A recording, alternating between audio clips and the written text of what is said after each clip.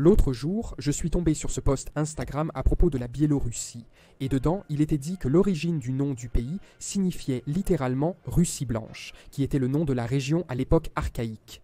Elle était également connue sous le nom de Russie Alba, que nous pouvons voir sur cette carte de 1539. Et en fait, beaucoup de noms de pays remontent à l'Antiquité et aux façons dont les gens de l'époque avaient l'habitude de s'y référer. J'ai fait une vidéo sur l'origine des noms des États américains qui a bien marché, alors j'ai décidé de faire la même chose pour l'Europe. Les débuts des États américains étaient fascinants, mais relativement simples. Ils sont principalement nommés d'après des groupes autochtones, des rivières ou des monarques européens.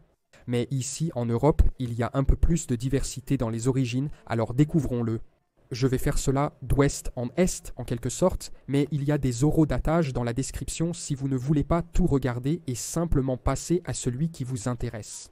Débutons par mon pays, le plus à l'ouest de l'Europe, le Portugal. Le mot Portugal dérive du nom romain celtique Portuscal, une ville où se trouve maintenant Villanova de Gaia, à l'embouchure du fleuve Douro. Portus signifiait port, comme dans un port, et le deuxième mot, cal, a une origine moins claire. Certains disent que c'était en référence au peuple Kalaetchi du nord-ouest de la péninsule ibérique, qui seraient alors nommés les Galiciens.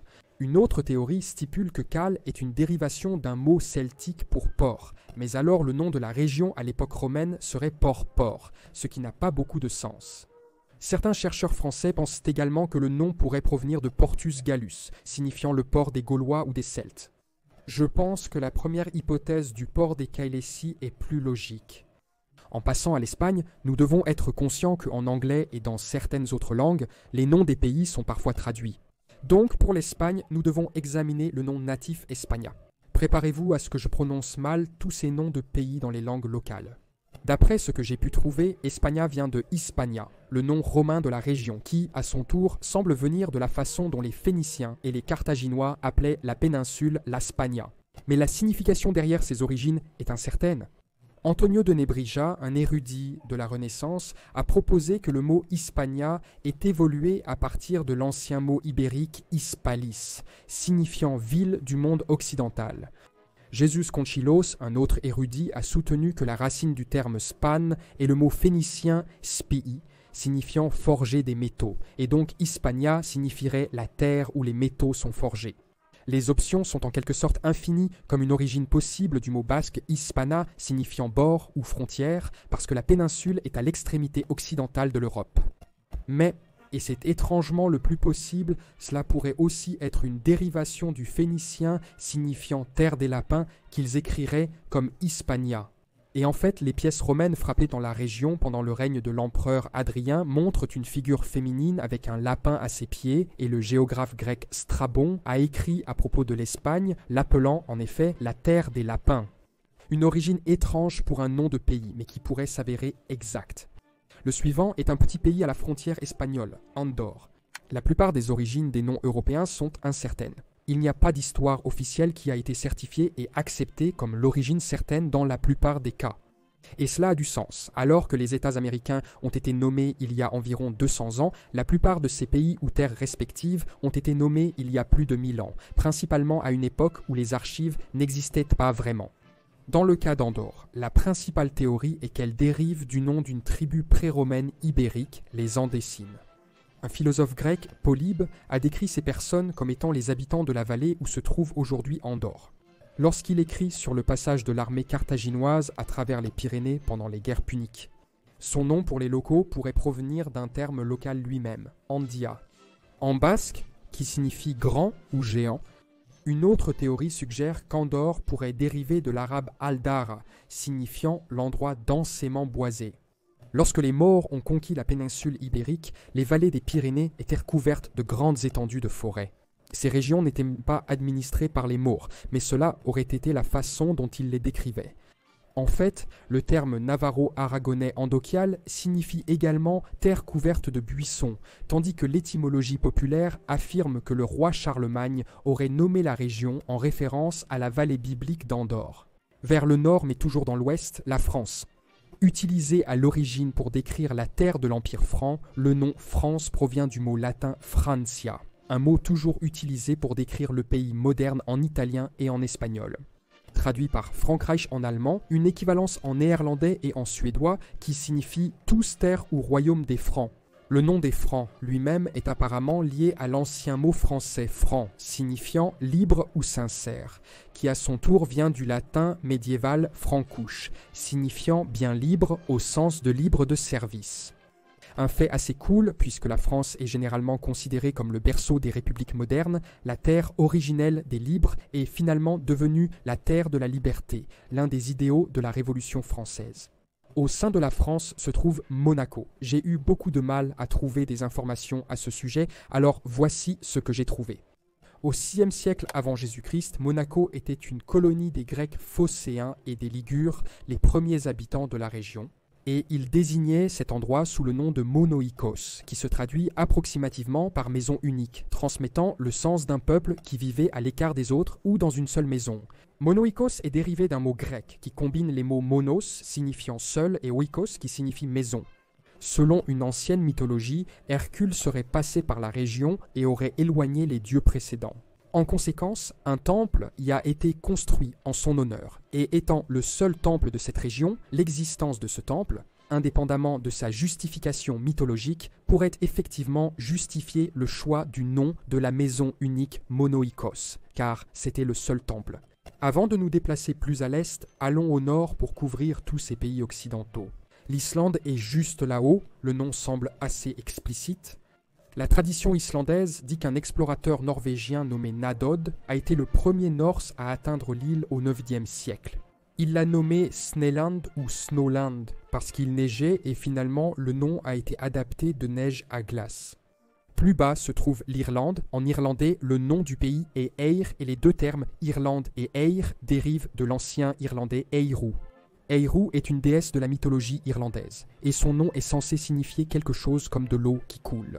Cependant, elle était généralement considérée comme une déesse de la terre, et certains chercheurs suggèrent que l'origine pourrait plutôt être une terre abondante plutôt que de l'eau qui coule. Les Romains appelaient l'île Hibernia, un nom tiré des récits géographiques grecs. Lors de son exploration du nord-ouest de l'Europe en 320 avant Jésus-Christ, l'explorateur grec Pythéas a appelé l'île Yérène, une version grecque du nom celtique local Iweriou, d'où le nom est apparu pour la première fois. Et le Royaume-Uni à proximité. Le nom du Royaume-Uni est assez simple, c'est le Royaume-Uni de divers pays. Bien que certaines personnes soutiennent que le Royaume-Uni a été formé en 1707 par l'acte d'union entre l'Angleterre, le pays de Galles et l'Écosse, le nom Royaume-Uni n'a pas été officiellement adopté avant 1801, lorsque l'Irlande a été intégrée à l'Union. Avant cela, on l'appelait la Grande-Bretagne, décrivant l'île principale des îles britanniques. Cette terminologie est bonne pour comprendre précisément les différences. Britanne vient du terme romain Britannia, qui était la version latine du local Britannie, comme l'appelaient les Britons natifs. Britannie lui-même serait d'origine celtique et pourrait signifier les pins, en référence aux peintures que les autochtones faisaient sur leur corps. Tandis que le grand a deux raisons proposées. L'une est de le distinguer de la région française de Bretagne, qui a un son similaire mais beaucoup plus petite, et l'autre est dit être due à l'ego du roi Jacques Ier, qui voulait bien préciser qu'il n'était pas seulement le roi de l'ancienne Bretagne romaine, mais de toute l'île. En ce qui concerne les pays constitutifs, le nom Angleterre est dérivé de l'ancien nom anglais Anglaland. Terre signifie terre des Angles, l'une des tribus qui se sont installées en Grande-Bretagne pendant le Haut Moyen Âge. Le nom Écosse est dérivé du latin romain Scotia, le nom de la tribu Scoti, qui s'appliquait à tous les autochtones, essentiellement terre des Écossais, tandis que l'Angleterre était terre des Angles. Mais le pays de Galles est différent. Alors que Cymru est le mot gallois pour pays de Galles et signifie ami, le mot pays de Galles est d'origine germanique, et c'était une explication vraiment confuse que j'ai trouvée. Il dit que ce mot, par lequel la plupart des gens connaissent le pays, vient d'un terme utilisé par les anglo-saxons envahisseurs envers les Bretons, et cela signifiait étranger ou outsider, malgré le fait que les Gallois soient natifs de la terre. Retour en Europe continentale, le Benelux. Couvrions les trois à la suite. Le gouvernement néerlandais a publié une déclaration l'année dernière, demandant aux gens d'arrêter d'utiliser le terme Hollande et de simplement les appeler les Pays-Bas, car la Hollande ne fait référence qu'à 2 des 12 provinces du pays, et son utilisation est donc techniquement incorrecte. Alors, pourquoi y a-t-il ces trois termes? Historiquement, tout le Benelux était appelé les Pays-Bas, car ces terres étaient principalement en dessous du niveau moyen de la mer. Cela a finalement conduit les ducs de Bourgogne, qui régnaient sur la région au XVe siècle, à désigner les territoires comme les terres d'ici, pour une raison quelconque qui a ensuite été traduite par Nederlanden dans les documents néerlandais contemporains. D'un point de vue régional, Nederland était également la zone entre les rivières Meuse et Rhin inférieure à la fin du Moyen Âge. Le fait que beaucoup de gens appellent le pays Hollande a à voir avec ces deux provinces que j'ai mentionnées. Au fil de l'histoire, la Hollande est devenue le comté le plus économiquement et politiquement important de la région des Pays-Bas, surtout au moment de la formation du pays. La nation a donc aussi été nommée de cette façon. Cela serait comme appeler l'Angleterre Londres. L'origine de cela dérive de l'ancien terme néerlandais Oatland, signifiant boisé. En ce qui concerne le terme néerlandais, les anglophones utilisent le mot Dutch pour décrire les personnes des Pays-Bas en rapport avec la descendance germanique commune qu'ils partagent avec les Allemands, qui étaient également désignés de manière similaire en tant que Deutsch. Cependant, en néerlandais, une personne des Pays-Bas est aussi appelée un Néderlander, que je suis certain de mal prononcer. La Belgique a obtenu son indépendance des Pays-Bas plus tard dans l'histoire, mais lorsqu'elle est devenue indépendante, son nom moderne est venu du mot latin Belgium, utilisé dans le livre de Jules César, La guerre des Gaules, qui décrivait la région à l'époque vers 55 avant Jésus-Christ, qui à son tour a été nommée d'après la tribu native des Belges, d'un mot natif similaire à belge, qui signifiait des gens qui gonflaient de colère. L'histoire du Luxembourg en tant que nation est récente, mais elle a débuté avec la construction du château de Luxembourg au Haut Moyen Âge. En 963, Siegfried Prinz, comte des Ardennes, a échangé des terres avec les moines locaux en échange d'un ancien fort, supposément romain, portant ce nom, que je ne vais même pas essayer de lire, communément traduit par petit château. Certaines personnes associent l'origine du mot à Letz, signifiant fortification, qui aurait pu faire référence au reste de cette ancienne tour de guet romaine. Autour du fort de Luxembourg, une ville s'est développée, devenant un duché. Des versions de son nom ont évolué en le Luxembourg moderne. En continuant vers l'ouest, l'Allemagne. Le mot anglais Germanie dérive du terme latin Germania, qui a été utilisé après que Jules César l'a adopté pour les peuples à l'est du Rhin. Cela désignait principalement les terres habitées par les peuples germaniques. Le sens originel de Germanie est débattu, mais il désignait plusieurs tribus locales. En allemand natif, le nom du pays est Deutschland, à l'origine Diotisch-Seeland, signifiant les terres allemandes, qui vient de l'ancien mot haut-allemand, Diotisch, signifiant du peuple, donc ce serait les terres du peuple peut-être. Plus au sud se trouve la Suisse. Le nom anglais Switzerland signifie terre des Switzers, un ancien terme qui définissait le peuple suisse. Finalement, ils l'ont changé précisément en Suisse après le terme français. Le nom provient de l'alémanique Schweizer, qui signifiait un habitant de Suisse, l'un des cantons originaux et anciens États indépendants de la région qui a formé en premier la Confédération suisse. Apparemment, Schwyz vient de l'ancien haut-allemand Schwyz, signifiant brûler, se référant à la zone de la forêt qui a été brûlée et défrichée pour construire. Cependant, parfois, ils utilisent le terme Confédération helvétique du nom de la tribu gauloise, les Helvètes, qui vivaient dans les régions suisses avant l'ère romaine. Tout près, presque à l'intérieur, se trouve la petite principauté du Liechtenstein. Le Liechtenstein est un cas rare de nos jours, mais le fait qu'il reste une principauté l'explique. Le nom du pays est celui de sa dynastie régnante, qui tire à son tour son nom de celui du château de Liechtenstein, qui signifie pierre brillante, de Licht, une variante obsolète de Licht qui est lumière, et Stein, qui signifie pierre. Plus au sud, l'Italie, ou en italien, Italia. Il existe plusieurs hypothèses pour l'origine. L'une d'elles est qu'elle a été nommée d'après un ancien terme du sud de l'Italie, Vitelliu, signifiant terre de jeunes bovins. Une autre est qu'elle serait nommée d'après un roi local légendaire, Italus. Il semble que d'une manière ou d'une autre, elle a été nommée par les Grecs, qui s'y référaient ainsi. En Italie, il y a deux pays, le Vatican et Sainte-Marin. La cité-État du Vatican tire son nom de la colline du Vatican, l'emplacement géographique de l'État, qui vient lui-même du nom d'une colonie étrusque, une tribu indigène, Vatica ou Vaticum, située dans la zone générale que les Romains appelaient Agar Vaticanus, signifiant territoire du Vatican, tandis que le nom de Saint-Marin vient d'un saint, Marinus, qui était un maçon de la pierre de l'île de Robe dans la Croatie d'aujourd'hui. On dit que Marinus est le fondateur de l'État, ayant créé un établissement sur le mont Titano en 301 après Jésus-Christ. Revenons au grand pays et remontons vers le nord, l'Autriche, qui est une latinisation du mot allemand pour le pays, Österreich. Et cela vient de l'ancien mot haute-allemand Ostachici, qui signifie rail de l'Est. L'Autriche était initialement une préfecture de la Bavière, créée en 976. À l'époque, le bassin du Danube en Autriche était l'extension la plus orientale de la Bavière. ce qui justifie peut-être le sens oriental du mot. Ensuite, la Tchéquie. Tout au long de son existence, la Tchéquie a eu différents noms se référant à ces régions. Le nom anglais original pour cela est Bohème et dérive du latin Boioaemum, qui signifie maison des Boii, une tribu gauloise.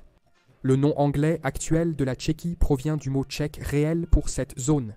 Le pays a traditionnellement été divisé en 3 zones, la Bohème, la Moravie et la Silésie tchèque. Passons à son ancien partenaire de pays, la Slovaquie. Le nom de la Slovaquie, Slovensko, signifie théoriquement la terre des Slaves dans la langue maternelle. L'origine du mot slave semble être inconnue. Plus au nord, la Pologne. L'origine du nom Pologne provient de la tribu slave occidentale des Polanii qui habitait la région au milieu du VIe siècle. L'origine du nom Polanii provient lui-même du mot proto-slave Pol, signifiant champ. Le nom polonais pour la Pologne est Polska, ce que je crois partager la même origine. En avant vers les pays nordiques, en commençant par le Danemark, en le divisant en 2 parties, Den ou Dan plus Mark. L'origine de chaque partie est discutable. Dan pourrait faire référence aux Dani, une tribu locale, ou à Tidan, un roi légendaire des premiers Danois. Bien que la plupart des chercheurs indiquent qu'il provient d'un mot signifiant terre plate, tandis que Mark signifierait forêt ou terre frontalière, au sens des marches, le nom de nombreuses régions frontalières au Moyen-Âge, faisant peut-être référence aux forêts frontalières de Schleswig. La Norvège a 2 noms officiels, apparemment parce qu'ils ont 2 systèmes d'écriture officiels. Je n'avais aucune idée de cela. Ils sont Norg et Nordique. En anglais, le nom Norvège provient de l'ancien mot signifiant voie du nord ou voie menant au nord, et il semble que l'origine native soit la même. Curieusement, le nom de la Suède proviendrait du néerlandais. Dès 1287, on trouve des références en moyen néerlandais, se référant à Aland van Zweden qui signifie terre des Suédois, tandis que le nom suédois natif, Svedic, est un composé des mots Svea et ik signifiant littéralement royaume des Suédois. L'origine du mot suédois est généralement admise comme provenant d'un ancien mot similaire à Sve, signifiant le sien, se référant à sa propre tribu. Quand je dis des mots anciens similaires à, c'est parce que beaucoup de ces mots anciens sont des reconstructions modernes de ce que nous pensons qu'ils utilisaient et essayons de le représenter avec nos lettres modernes. Finlande en anglais est apparemment liée à la tribu des Finnois, qui vivaient dans la région, donc c'était littéralement le pays des Finnois. En finnois cependant, le pays est nommé Suomi et l'origine de ce mot est incertaine, bien que certaines personnes disent qu'ils partagent une origine commune avec le nom des Samis, un groupe de personnes autochtones en Laponie dont la source pourrait être l'ancien mot Balt-Zeme signifiant basse terre.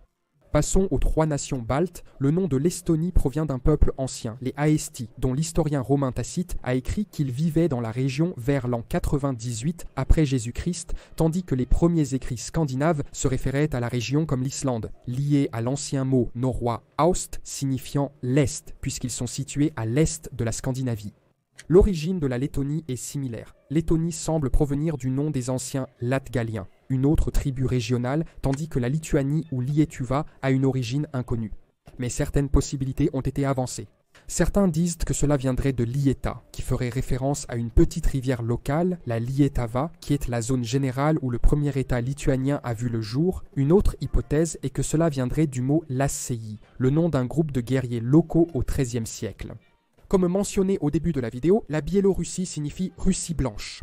Une théorie suggère que ce nom a été choisi pour décrire la partie des anciennes terres ruthènes qui avait été christianisée tôt par opposition à ce qui était connu sous le nom de Ruthénie noire, qui était encore considérée comme païenne. Tandis que d'autres disent que cela vient simplement du fait que la population locale portait des vêtements blancs. Et certains affirment même que le blanc était la couleur que les locaux associaient à l'ouest. Et comme c'était le territoire occidental des Russes, il est devenu connu sous ce nom. Passons au plus grand pays d'Europe, bien que tout ne soit pas en Europe, la Russie.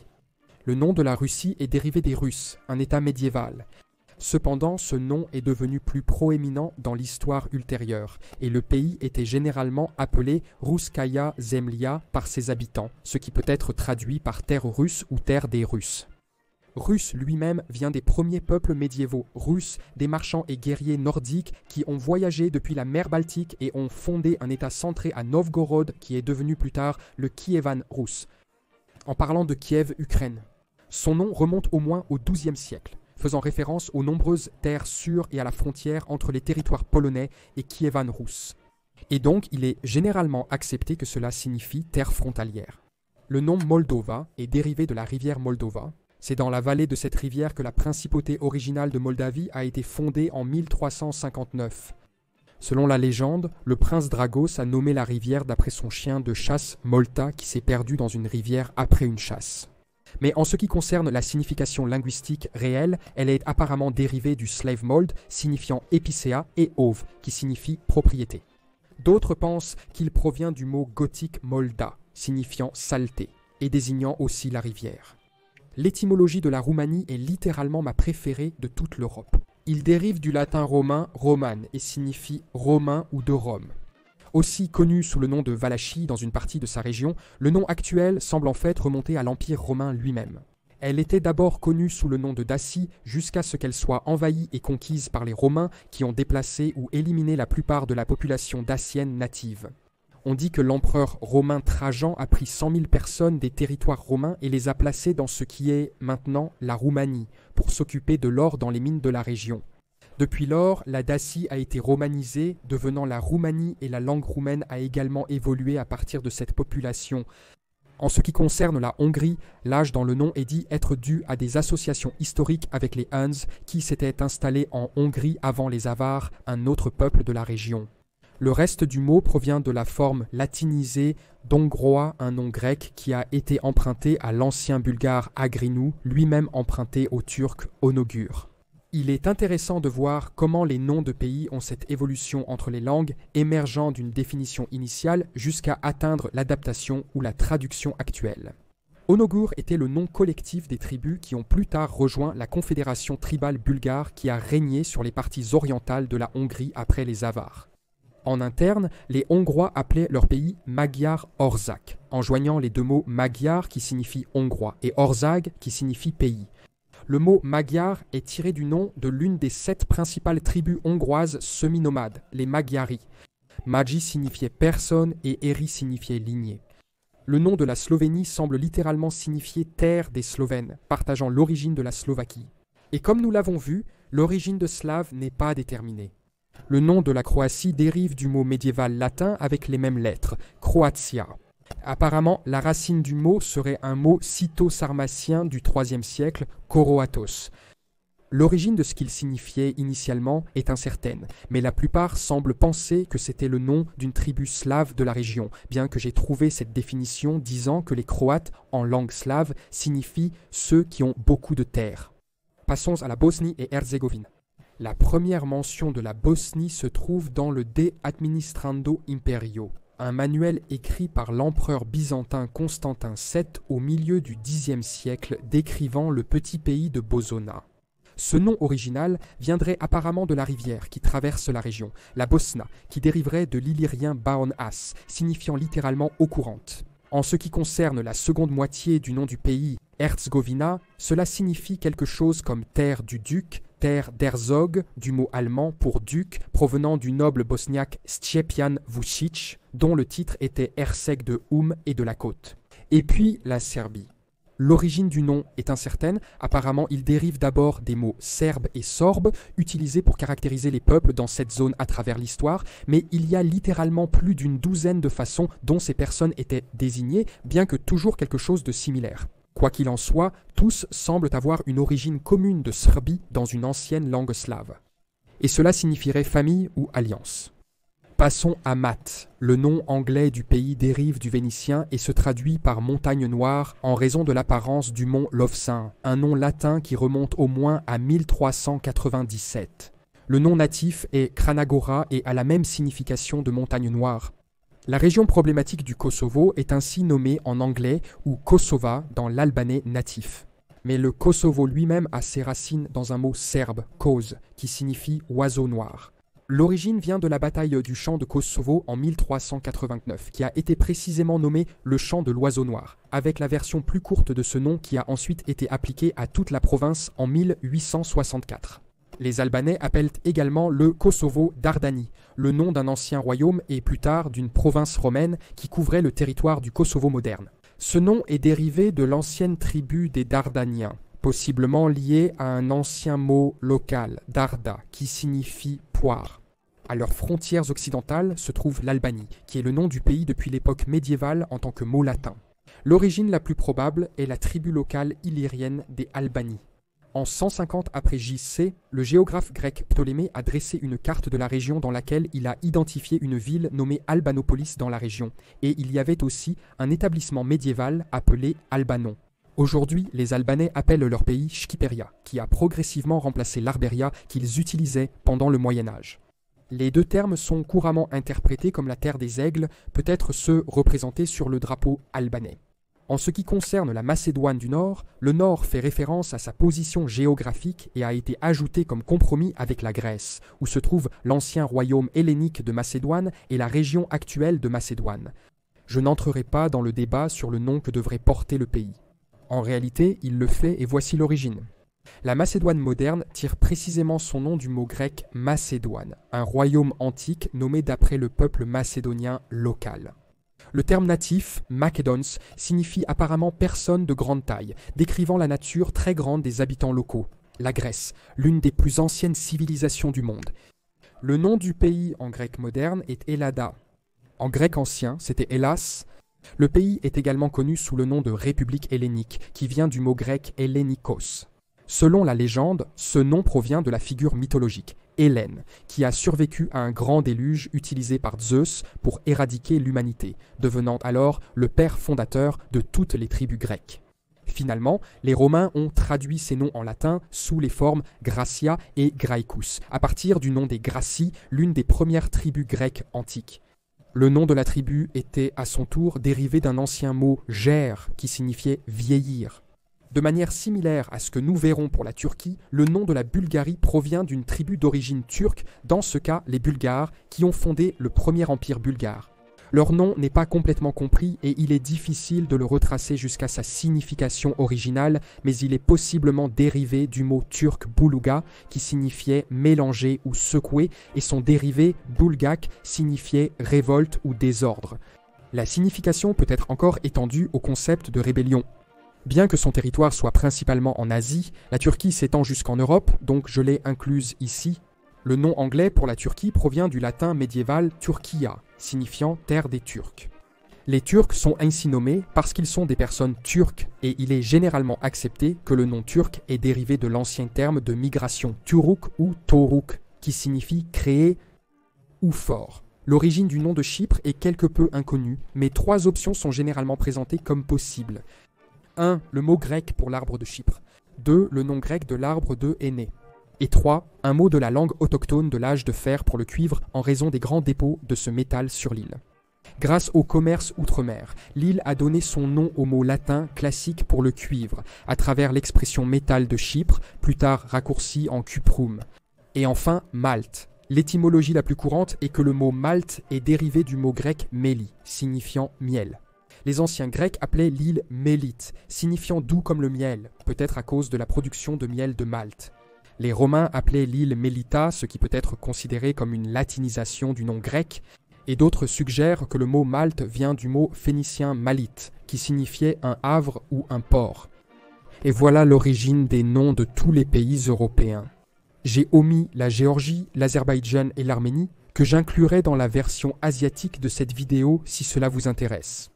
Certaines informations peuvent être inexactes, mais c'était les meilleures que j'ai trouvées. N'hésitez pas à laisser un commentaire ci-dessous pour signaler toute erreur ou ajouter des informations complémentaires. Abonnez-vous si vous le souhaitez. À la prochaine pour plus de connaissances.